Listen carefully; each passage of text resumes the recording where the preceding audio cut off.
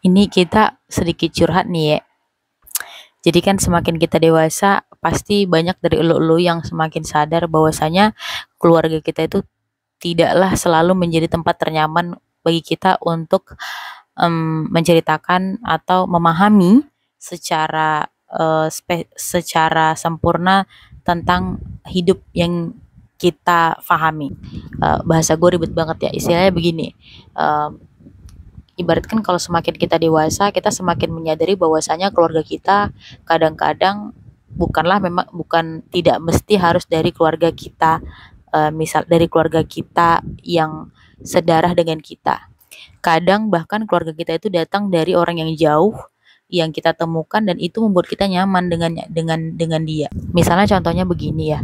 Lu pasti relate banget kan kalau misalnya lu itu lebih lebih nyaman cerita ke teman lu tentang masalah, bukan masalah sih, ibaratkan kayak sesuatu hal dalam hidup lu ketimbang cerita sama orang tua lu.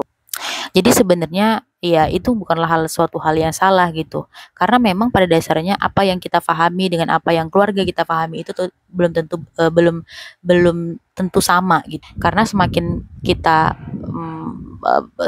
dewasa, semakin kita jauh mendalami hidup, semakin kita belajar akan banyak hal-hal yang tidak beriringan lagi dengan apa yang keluarga kita dan kita pahami, tentunya berbeda gitu. Jadi itulah kenapa ya memang tidak mesti harus sungkan gitu, jangan terlalu kaku banget kalau misalnya kalian menganggap keluarga kalian itu adalah hanya keluarga kalian yang misalnya keluarga kandung kalian. Karena gini, itulah aku relate banget dengan suatu ayat dalam Al-Quran yang kalau nggak salah bunyinya itu begini, aku menciptakan manusia laki-laki dan perempuan itu untuk saling bersilaturahmi.